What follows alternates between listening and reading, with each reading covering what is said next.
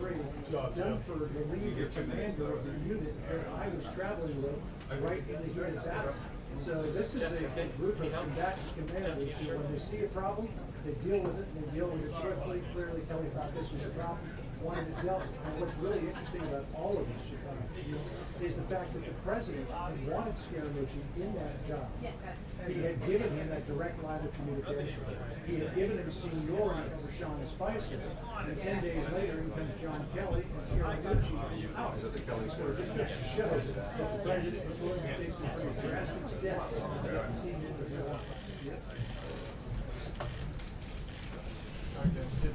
Don't worry, John Roberts. You've got plenty of time. I figured you were waiting for me.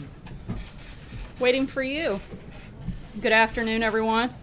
Before we get started, I'd like to bring up National Security Advisor General H.R. McMaster and Treasury Secretary Stephen Mnuchin to discuss the administration's response to the Maduro regime's recent anti-democratic actions in Venezuela.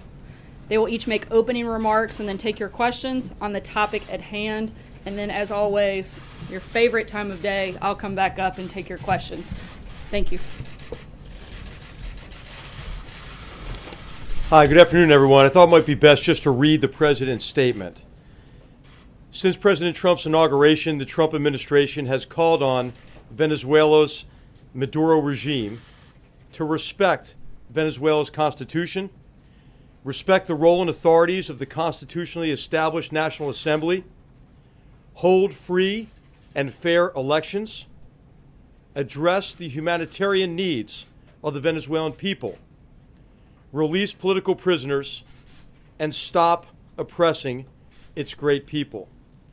The regime has refused to heed this call, and its recent actions, culminating in yesterday's outrageous seizure of absolute power through the sham election of the National Constituent Assembly, represent a very serious blow to democracy in our hemisphere.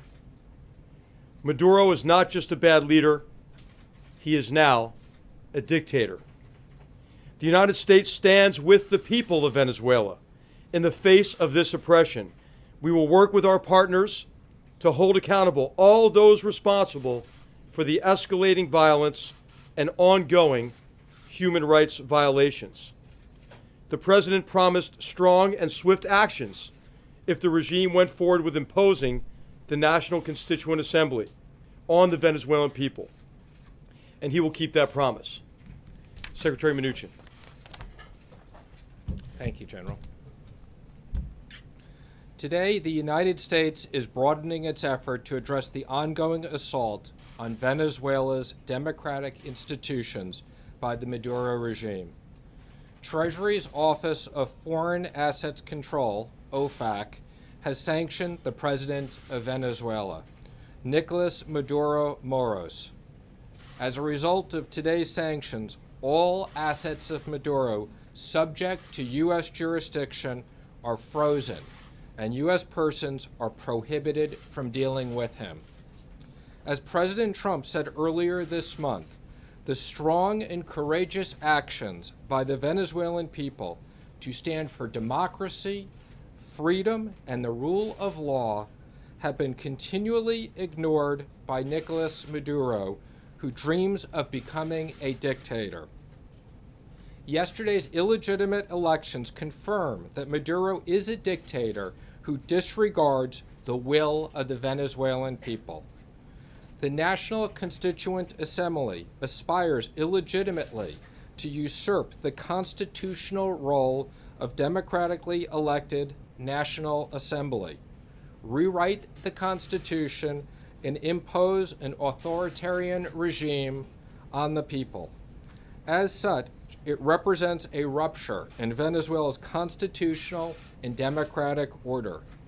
By sanctioning Maduro, the United States makes clear our opposition to the policies of his regime and the support for the people of Venezuela, who strive to return their country to a full and prosperous democracy.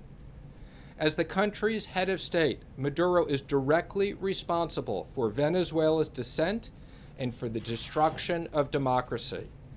Adding Maduro to OFAC's list of specially designated nationals reflects our commitment to not stand by idly as Venezuela continues to crumble under the regime's abuses. We hope that these sanctions will make all Maduro regime officials reconsider how their actions have affected their country. These actions highlight the high cost and personal repercussions and enablers of this regime could face if they continue their reckless and undemocratic activities. Anyone who participates in this illegitimate ANC could be exposed to future U.S. sanctions for their role in undermining democratic process and institutions in Venezuela. Now we'll take a few questions. Yes, thank you very much, Mr. Secretary. If these sanctions don't work, what would the next step be? And I guess, General McMaster, a question to you. Have we ruled out, or is anything on the table other than economic sanctions? Well, let me just say, I said this generally, we very much believe that sanctions do work, and we will continue to monitor the situation and consider additional sanctions. And to General McMaster? The president has prioritized really his concern for the Venezuelan people. And so he's only considering those options which would benefit directly the Venezuelan people. Thank you very much. Thank you, sir. How many times has OPEC sanctioned a head of state before? And does Maduro have any assets in the U.S.? I can't comment on his assets, and this will be the fourth head of state. Mr. Secretary, In the back. Mr. Secretary, you called them. Yes. Thank you very much. I have two questions. One on the sanctions and another one about the election yesterday. And about the election, I want to know if you see the election as an attempt by Nicolas Maduro to consolidate power and dismiss election next year. And also, some say, especially the opposition, and also the Washington Post editorial board say that the Venezuela regime is on the direction of a coup, is moving to the direction of a coup.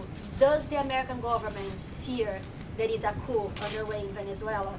And then the question on sanctions I asked after. Well, what we're seeing in Venezuela is not a coup. What we're seeing is the brutal oppression of the Venezuelan people. And so it's clear if you contrast the turnout from the opposition referendum to the very low numbers of the turnout during this farce associated with the Constituent Assembly, I think you see what the true desires of the Venezuelan people are. Okay, can I go Yeah, ahead? yes.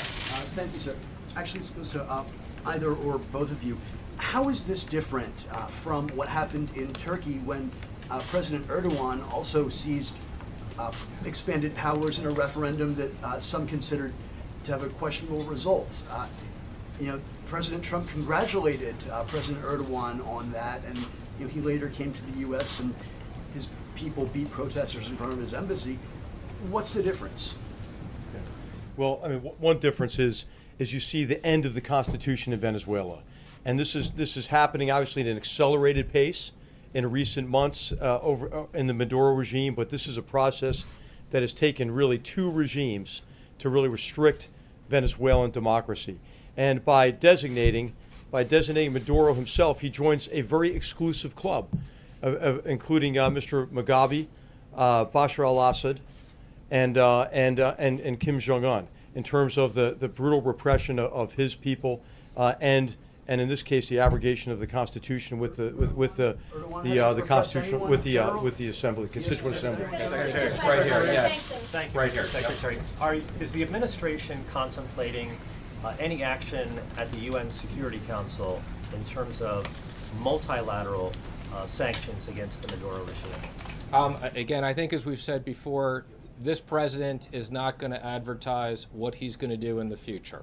So all options are on the table, and we will consider everything. And to other allies of the U.S. in terms of punishing the Maduro regime.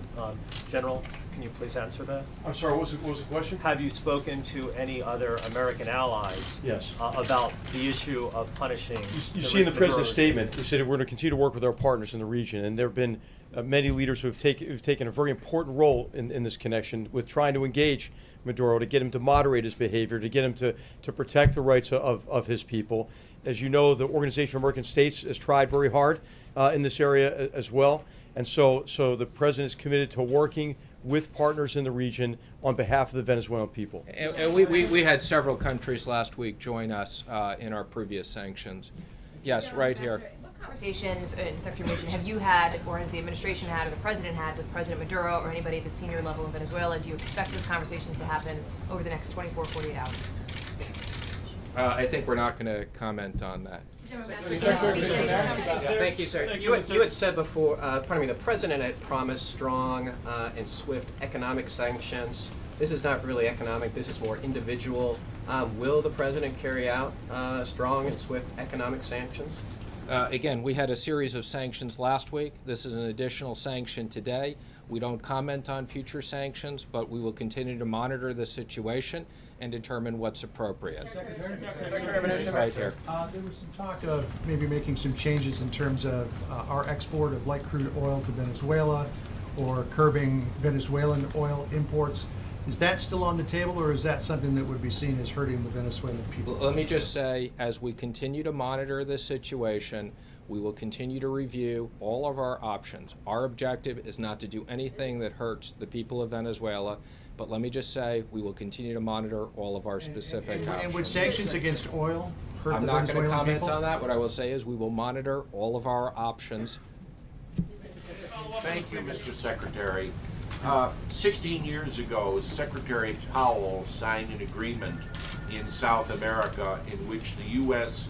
completely ruled out support of coups that would have an indirect change of government throughout Latin America and supported the direct succession. This occurred in Haiti when President Aristide was overthrown. Are you still abiding by the agreement Secretary Powell signed and ruling out any U.S. support of a coup or an uprising against the Maduro regime that brings in new leadership? Again, I'm just going to comment on, we are focused on the democratic process, and that's what we're focused on right now. So take one more question. Right here, one more question. Are there going to be sanctions on the Minister of Defense or people linked to the military? Again, as I've said, we've announced sanctions. We will continue to monitor the situation and consider everything in the future. Thank you, everybody. Appreciate it.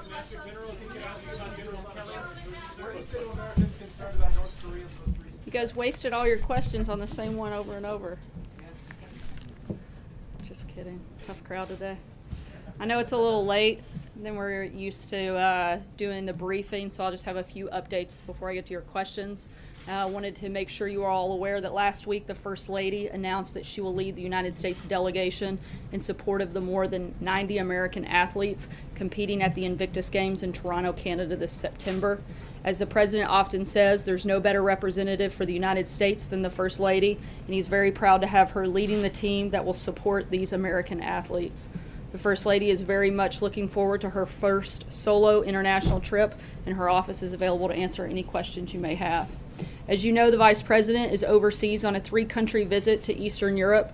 He spent the last few days in Estonia attending meetings and speaking to the multinational troops participating in the NATO Enhanced Forward Presence mission, where he recognized Estonia as one of only 5 NATO member states that meets its defense spending obligations. Earlier today, the Vice President and Second Lady arrived in Georgia, where they attended a dinner hosted by the Prime Minister. And as the Vice President continues to strengthen our relationships with our friends and allies in Europe during his travels, here at home, the Departments of Commerce and Energy welcomed news of a partnership between American Energy and the government of Ukraine. Ukraine's state-owned power generation company will purchase American thermal coal ahead of the upcoming winter season. This partnership will provide Ukraine with a secure, reliable, and competitive alternative energy source, helping to stabilize an energy supply which has historically been at the mercy of the country's volatile neighbors. This announcement will also boost our own economy, supporting jobs in the coal and transportation industries. As the Trump administration continues to move our country down the path of energy dominance, we hope to see more mutually beneficial partnerships like these in the future. And lastly, I know we all saw the ceremony that just ended in the East Room. And Specialist 5, McClue was in at the sticks afterwards, but I think his heroic story bears repeating again. For 48 harrowing hours of close combat fighting in Vietnam, he was voluntarily risked his life multiple times to protect his comrades. Even after shrapnel from a rocket-propelled grenade slashed open the back of his body from head to foot, he continued to answer the pleas of his fellow soldiers, even carrying one to safety on his own badly injured back. As one of his comrades recalled, the medic could count on him. The President was honored to award him with the Medal of Honor today, officially adding his name to the list of American heroes who will stand forever in our history for their bravery and unbreakable spirit. And with that, I'll take your questions. What happened, Sarah? What happened? It's kind of fun. How long will you yell? Just kidding. Jen, go ahead. Can you say, is Anthony Scaramucci still in the administration? Does he have another role now besides communications director? And can you talk a little bit about the circumstances of his departure this morning? Sure. He does not have a role at this time in the Trump administration. And we put out a statement earlier announcing that, and I don't have much else to add beyond Not that. at the XM Bank at all? Not at this time. Can you say, did General Kelly ask him to leave, or did the President ask him to leave? Did he volunteer his resignation, or how did that come about? I'm not going to get into the process. TikTok, look, as we've said several times before, what matters most to us is not who's employed in the White House, but who's employed in the rest of the country. And we're focused on the President's agenda of growing the economy, creating jobs, and that's what we're going to do, and that's what we're going to be focused on. John? Sarah, was it a chain of command issue because Scaramucci said that he had a direct line of communication with the president? There's been some speculation that General Kelly may try to tighten up the number of inputs that the president has. So was it something about the chain of command, or did it have anything to do with that interview that Scaramucci gave last? Look, the president certainly felt that Anthony's comments were inappropriate for a person in that position, and he didn't want to burden General Kelly also with that line of succession, as I think we've made clear a few times over the course of the last couple of days to several of you individually, but General Kelly has the full authority to operate within the White House, and all staff will report to him. When you say didn't want to burden him with that line of succession, you mean the chain of command? Yeah, correct. And if we could just clarify one point about this chain of command. Apparently Jared Kushner and Ivanka Trump have said they look forward to following General Kelly's lead. When it comes to the people who have access to the president, will that conduit be narrowed down now? Will everything flow through Kelly, or will some things still flow around the Chief of Staff's office? As I just said, the president's given full authority to General Kelly, and he'll make those determinations. April? Sarah, this statement that was released by the White House says Mr. Scaramucci felt that it was best to give the Chief of Staff, John Kelly, a clean slate and the ability to build his own team. But you just said the president felt that his comments were inappropriate. I don't see those as being mutually exclusive. I think Anthony wants General Kelly to be able to operate fully with a clean slate, build his own team, while at the same time the president felt his comments were inappropriate. Those two things aren't mutually And a exclusive. follow-up to that, with the new hierarchy with General Kelly, tell us what it looks like in this administration. You know, as we've laid out, General Kelly, I think, will bring a new structure to the White House and discipline and strength, and we're all really excited to work with him. And in terms of, I'm not going to draw out an org chart up here, but we'll keep you guys posted as Steve Bannon, Kellyanne, everyone reports under him instead of going straight to the president with issues. Does every special assistant go to General Kelly first? I think I've been clear that General Kelly has the full authority to carry out business as he sees fit. John Decker. Thanks a lot, Sarah. Real quick one first. I have two for you. The real quick one, it regards Sean Spicer. Will he be in the administration in any way now that Anthony Scaramucci has announced that he will not be a part of the Trump administration? I'm not aware of any changes that have been made on that front. And then my second one is this: 10 days ago, Anthony Scaramucci was introduced as the new White House communications director. 10 days later, he's out of a job. The president announced on Twitter that there's no chaos at the White House. How would you describe what has happened over the course of the past 10 days? Obviously, you will agree with your boss, the president, that there's no chaos, but how do you explain that not to be the case? I think it's pretty simple. I've said it before. If you want to see chaos, come to my house with 3 preschoolers. This doesn't hold a candle to that. Does the president regret? Just to be clear, that's not an open invitation to come to my house. But if you guys want to schedule babysitting time, I'll be happy to work that out. Does the president regret hiring Anthony Scaramucci? I'm not going to get into anything beyond what I've already said on that front. You said you don't want to get into the process, but you already did. The statement says that Scaramucci felt. So you're basically laying this on him. You're saying that it was his decision. Was it his decision? I think I've been pretty clear that the president felt it was inappropriate. Both Anthony and General Kelly also, I think, came to a mutual agreement, and we're moving forward to focus on the jobs outside of this building, not within it. So two questions, one on this and then a different topic. Just to clarify, because I want to make sure I understand the word he here, who this refers to. You had said a minute ago, he didn't want to burden General Kelly also with that line of succession. The he there, that's the president. So it's you were saying that it's the president who was deciding that. Look, we all serve at the pleasure of the president, but I think that this was a mutually agreed conversation that took place between several people. On the other topic, another topic. Just on Russia and Russia sanctions. Do you know whether the president has or intends to soon sign the Russia sanctions bill? And why hasn't the president taken the opportunities he's had today, several public opportunities, to say something in response to Vladimir Putin's retaliation with the 755 diplomats? Yeah, so we put out a statement over the weekend stating the president's intent to sign, and we'll let you know when that takes place. We'll let you know when that's going to happen. And in terms of your second question, the follow-up was, I'm sorry? Why hasn't he taken the opportunity to say something forceful to President Putin? I mean, I've talked to folks today who said it's kind of striking, the silence from the president,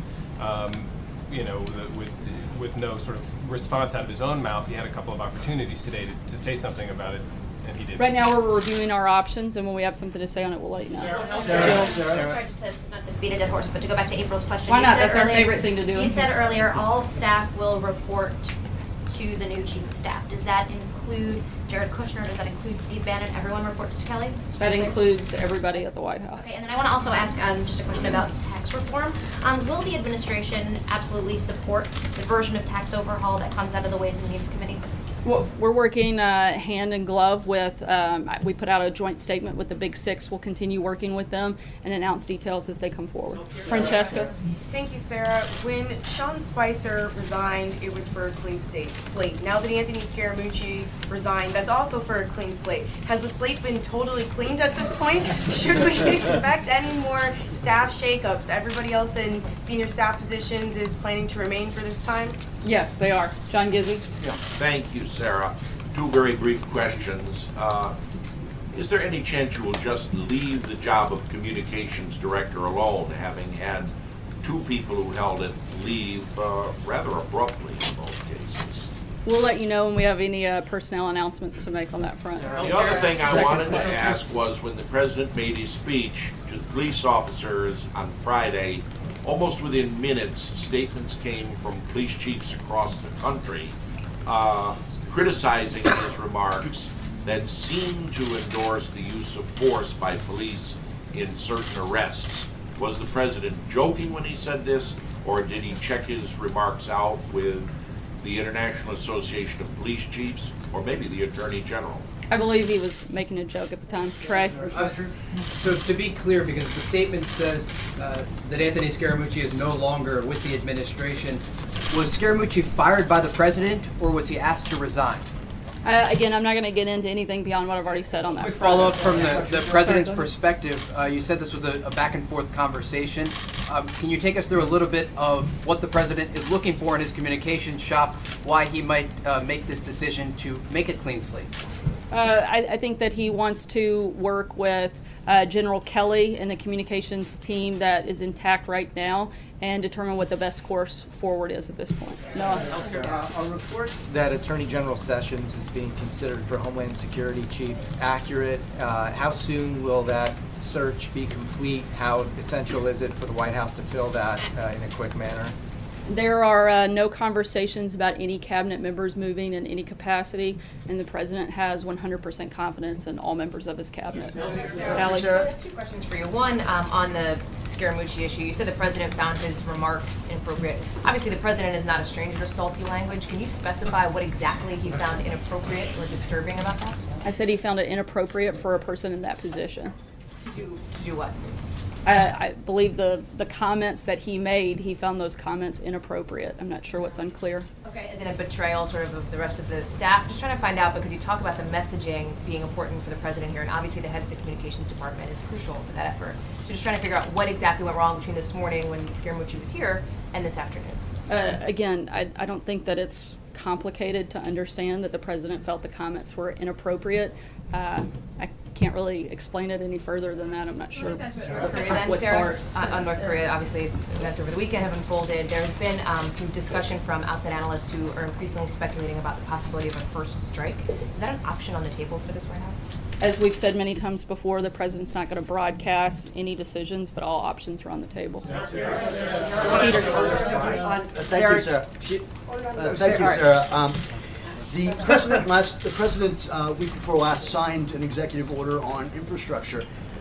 Does that mean that the president has not no intention, but is not going to prioritize working with Congress on an infrastructure bill? Is there any discussion at this point of moving forward on any sort of legislative plans for infrastructure, especially digital, since he mentioned in Iowa? The president's been very outspoken on the need for a massive overhaul to the country's infrastructure system, and that's certainly still a priority, both legislative and in any capacity that he has the ability to carry that out. Matthew? Thanks, sir. Just kind of big picture here. We've seen a chief of staff, a deputy chief of staff, handful of communications directors, a press secretary, and a national security advisor all leave in the first 6 months of this administration.